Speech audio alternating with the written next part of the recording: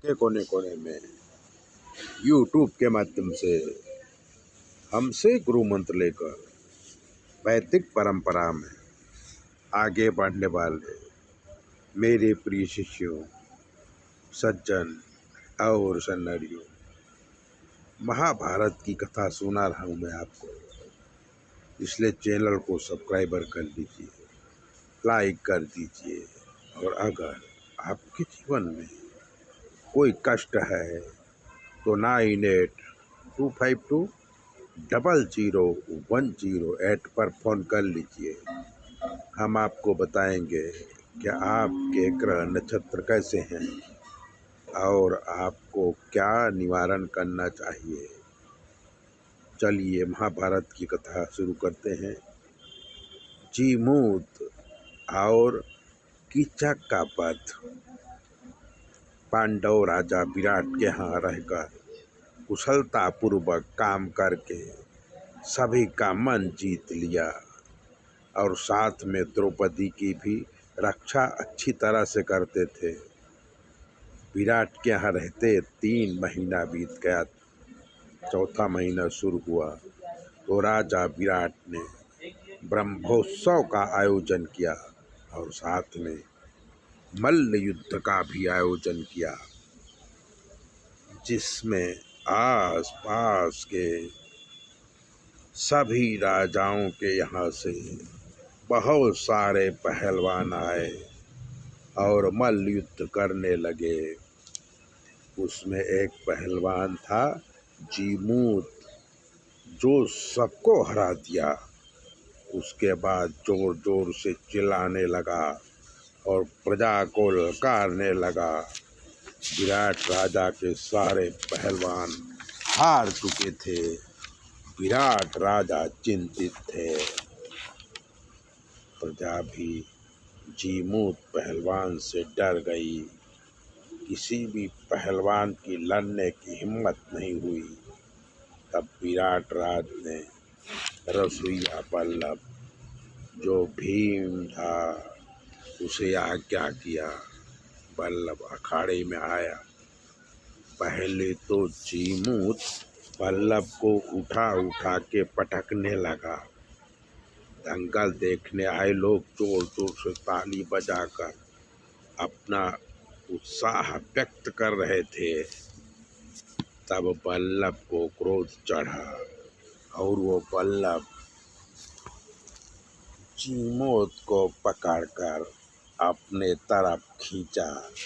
एक हाथ से हाथ पकड़ा और दूसरे हाथ से पैर पकड़कर हवा में घुमाया और बहुत घुमाया।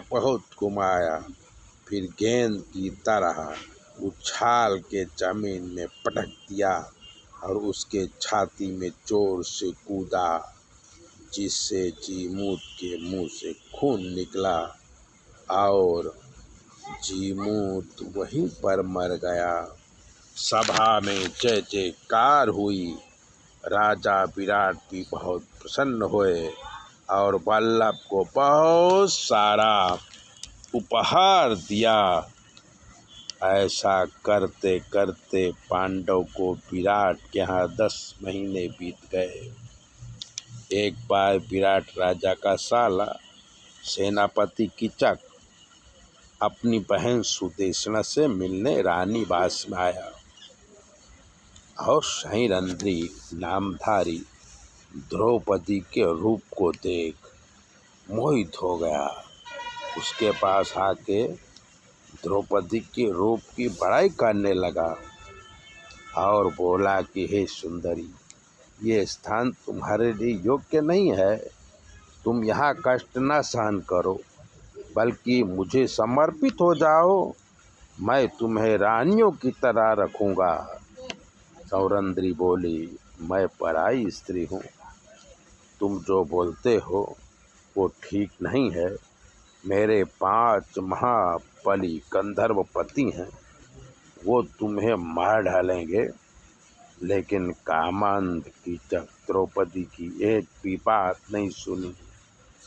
कीचक अपनी बहन सुदेशना से बोला कि तुम्हारी दासी बहुत सुंदर है, किसी भी तरह मैं इसे पाना चाहता हूँ। सुदर्शना ने अपने भाई को बहुत समझाया कि ऐसा नहीं करना चाहिए, लेकिन वो समझ ही नहीं रहा था। जब भी आता द्रौपदी की छेड़खानी करता रहता। द्रौपदी भी परेशान हो गई थी। तब द्रौपदी एक दिन रसोइया बल्लभ के पास गई जो भीम थे, और बताया कि ये रानी का जो भाई है कीचक को मुझे बहुत सताता है।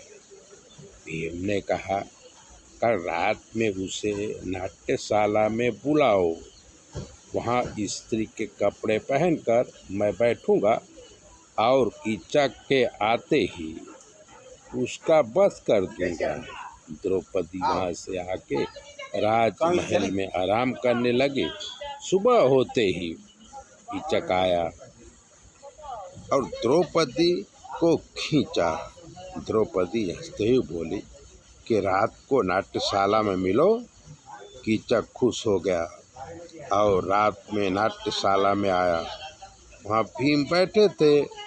कीचक द्रौपदी समझ उनके पास गया तो भीम बल्लभ ने उसे उठा के पटक पटक के मार डाला। द्रौपदी खुश हो गई और वापिस अपने महल में चली गई। ऐसी है महाभारत की कहानी। चैनल सब्सक्राइबर करिए, लाइक करिए। ज्योतिष के लिए 9825200108 पर फ़ोन कर लीजिए। जय भोले, अपना ध्यान रखिए।